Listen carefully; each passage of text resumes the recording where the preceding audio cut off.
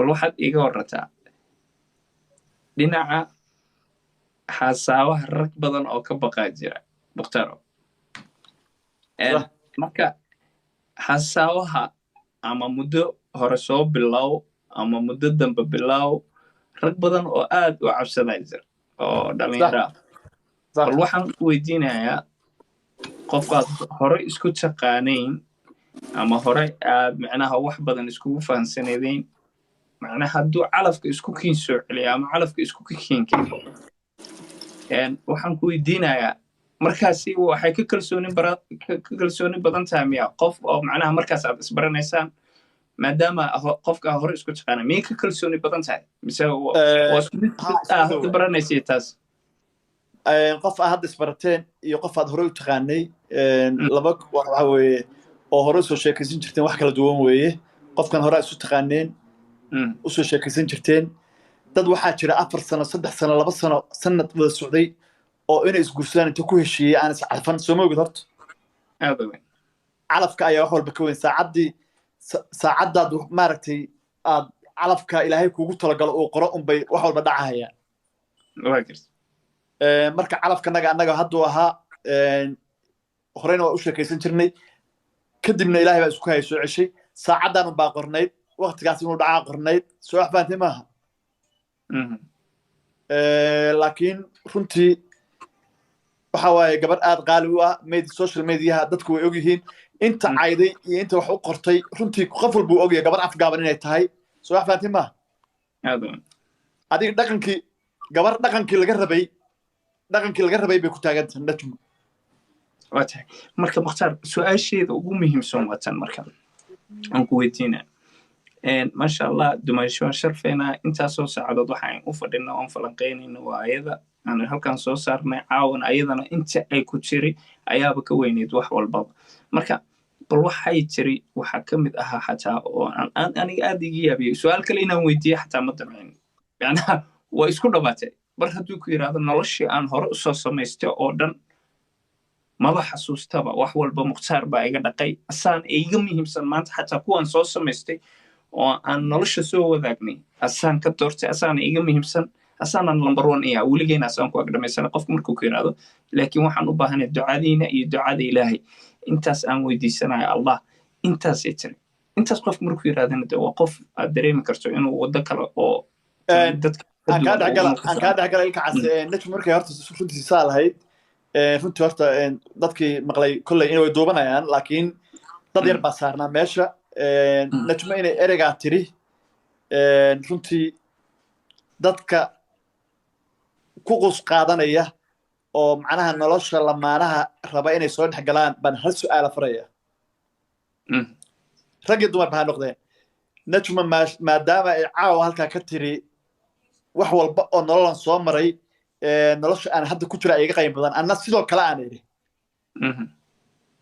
dadka waxaan dhihi lahaa laba qof oo lamaanaa ama isqabta ama isjecel weligiinba ha ku dhex daalinina walaasha isku mubtiis digaha cawlaysan oo kale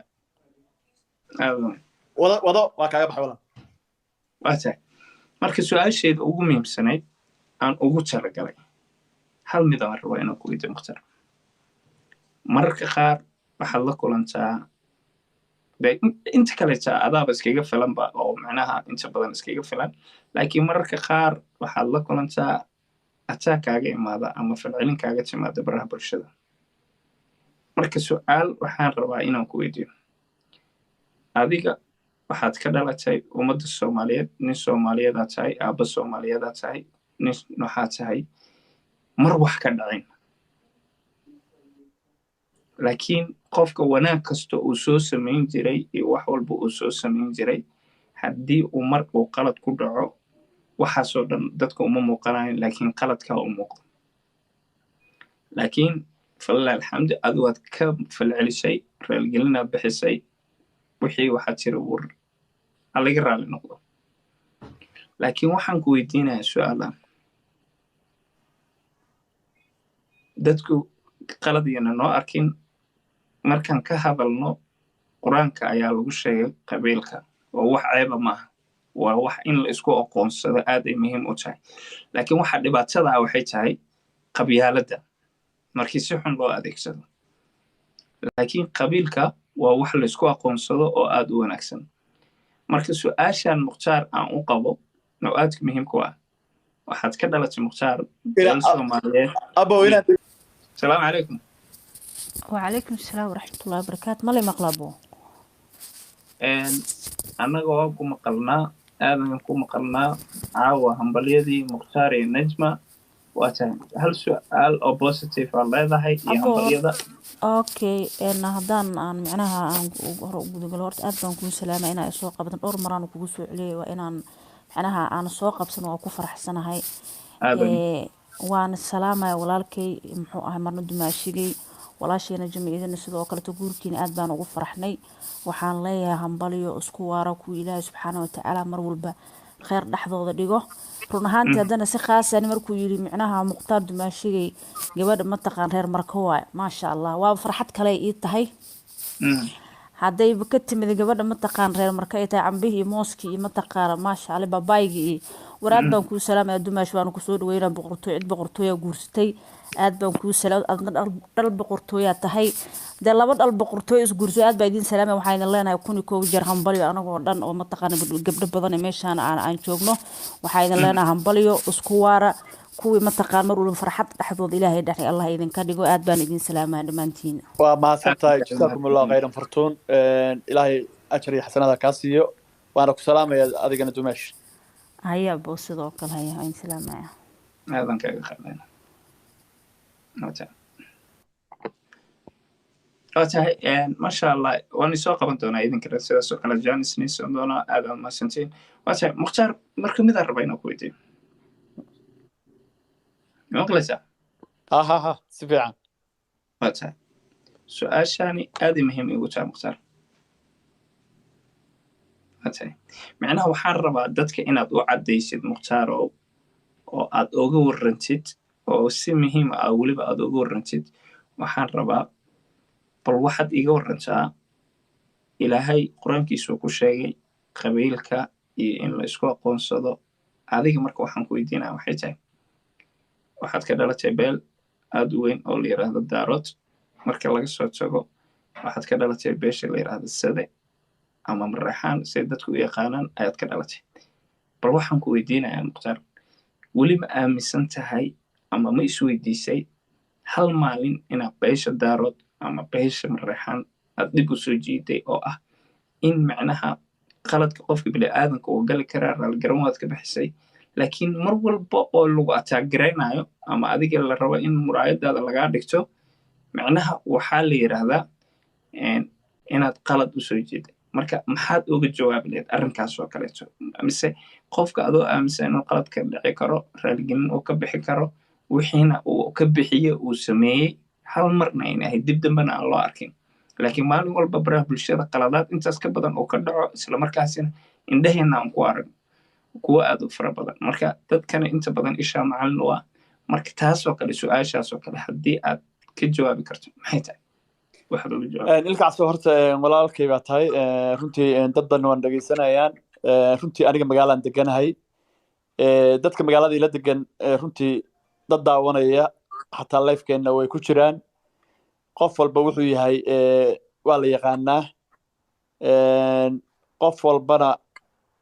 wuxuu yahay taariikhda qoraysa aniga inaan isfaaniya maaha laakiin waxaan hay waa la yaqaanaa nin maqaldama waa ilaahay laakiin nin magaalo degan oo cidna aan ku dhicdhicin dantiisa iyo arrimihiisa raacda noloshiisa ceyrsada inaan ahay waa la ogyahay runtii dad baaba dad dila oo dhiig gala waxyaaba badan baa dhaca wixii dhacay aniga runtii hore bay u dhaceen way dhamaadeen dadka macnaha waxyaabaha soo celinayana xataa inaan uga hadlo ama uga jawaabo ma rabo sababtoo wax la soo dhaafay habeenkii xalay ahaa tagay ma soo noqonayo ma mukhtaar waxaasoo dhan kama hadlayno waxaan ka hadlaya keliya waa hal mid macnaha waxaan u baahanahay dadka maalin ilaahay keena because aniga waxaan xasuustaa xalay iyo habeen horeba waxaan arkayay macnaha sifaad kaleeto oo qaab kaleeto oo soo galay marka waxaan rabaa inaad u caddayso inay kaliin ka yihiin dadkan iyo beelahaas daaroodka iyo sadaha ah inay bannaan ka yihiin wax waliba oo isla markaasina ay ahayd wax aana marnaba aana dhacay laakiin aan dibdib u dhici doonin isla markaasina sida aad hadda noloshaada iiga sheekeynaysay quruxda badan isku beddeshay inay isku beddeshay marka waxaan rabaa inaad labadaas beelood u sheegto inaad mukhtaar tahay runtii ilkacsow dhaqan baa jira annaga meeshii la yidhahdo magaaladii caabudu waaq bay ahayd waxaad ka arkaysa wixii ka dhacayo ninkii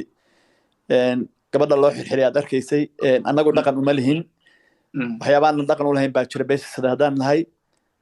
daaradoo dhan xagga iska dhigba beesha sida haddaan nahay annaga waxyaabaan dhaqan u lahayn baa jira mukhtaar runtii social media hadda ugu horeysa tiktok hadda ugu horeysa mukhtaar facebook ani waa la ogyahay waxaan kasoo dayn jiray facebookay hore wuu xirmay laakiin dadkii igu xirnaa maxaadarooyin baan kasoo dayn jiray iyo maaragtay khudbada jimcaha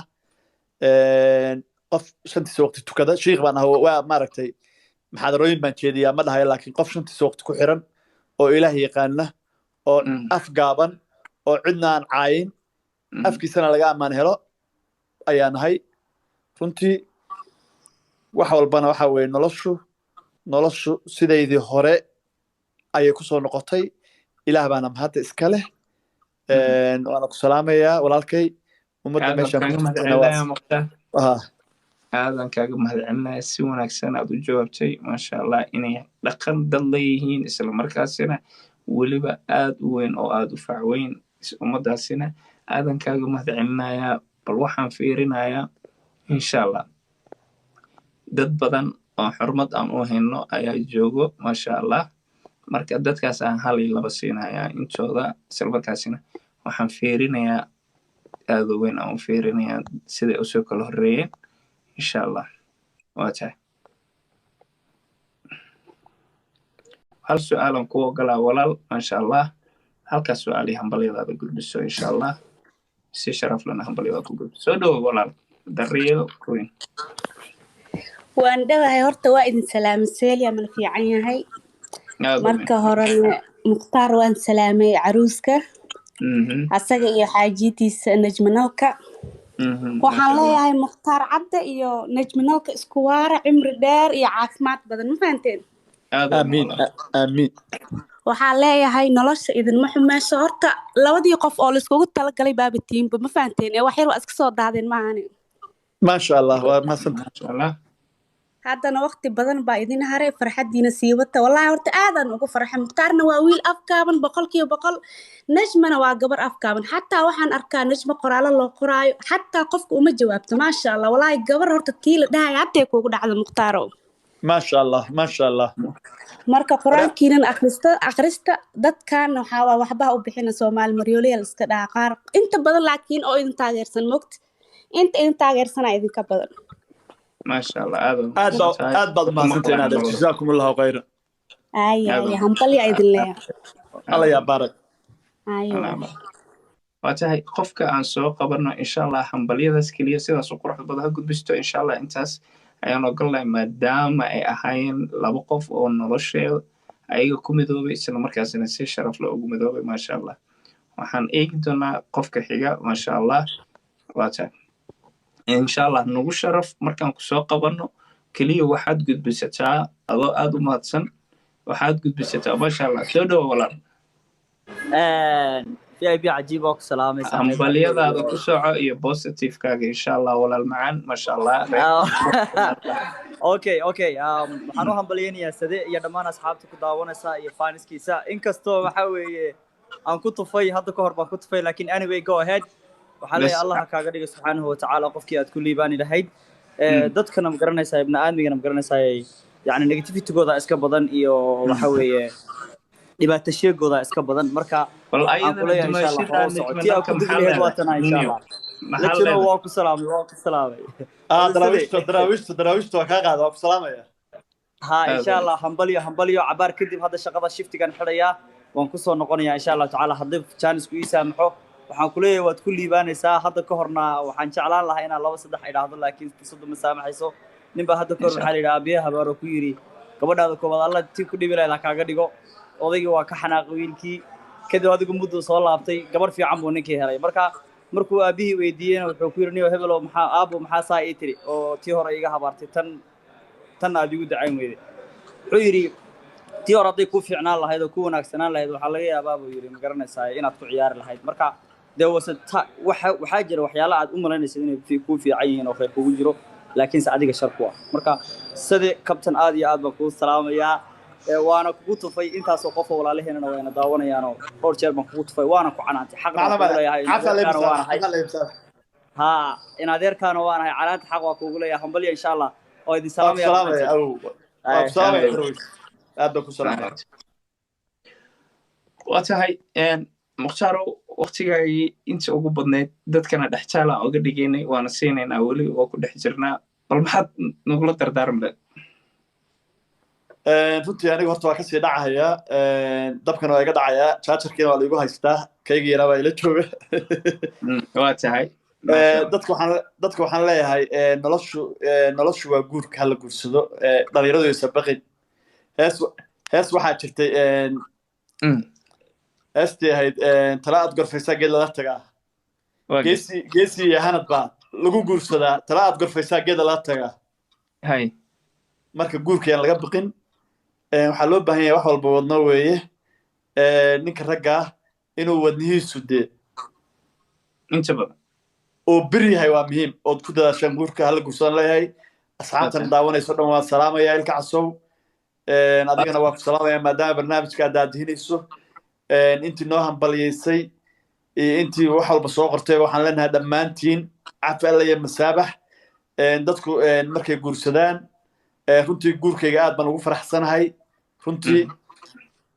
si weyn baan ugu faraxsanahay weliba aad u weyn ducadiina waa xaggiinna dhammaantiinna waxaan leeyahay cafi alla iyo masaabax meel kastood kala joogtaan soomaaliyay maqaldama waa ilaahay cafi alla iyo masaabax meel kastood kala joogtaan carabkaaga haddaad hadasho dembi baa kaa dhici kara waxay rabto adigu sidaad adigu wanaag ka wado qof baa xumaan kaaga qaadan kara qofka caawa noolaa biri ma noola dhammaan ummadda soomaaliyeed meel kastoy kala joogto ummadda islaamka cafi alla iyo masaabax mukhtaar social media ma soo fariisto mar aan soo hor fariisto ninkaa walaalkayo maarata waraysigaasoo kale aan iska galna weekendiyada maahe mukhtaar waa tegey meeshiisii hore ku laabtay khayr badan baan idiin rajaynayaa ma fahanteen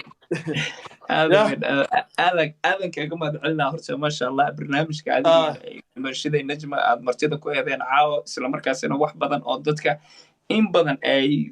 siyaabo kala gedisan u arkayeen aad u kala caddayseen insha allah muhiimadiisa ugu weynna waxay ahayd inaad caddaysaan halkan aad ka sheegtaan heerka aad kala maraysaan marka heerkaas labada qof markay kala gaaraan aad dhahdeen bal walaalayaalow waxaasi ma arki doontaan mana naga heli doontaan hanagu daalina annaga marka soomaalina intaasaa ku filan marka maasha allah sida walaaltinimada ku xurmeeya reerkaas iyo qoyskaas dhismay isla markaasina ayagana inaad ku waxaan ku darsanayaa ilka casow waxaan ku darsanayaa qofku ama ha soo caytamo ama wuxuu rabaa annagu qof aan usoo jawaabayna hadduu life soo fadhiista xataa ma jirto marka annaga ajar iyo xasanaad baaba nooga socda qofkii wax naga sheega qoraal ha noqoto qofkii afka ka hadla ma fahantay dembiga maaragta xasanaad baaban ka helaynaa annaga marka annaga cafi allay masaabaxa naga tihin wixii wax qoraya iyo wixii kalena ayagay u taallaa marka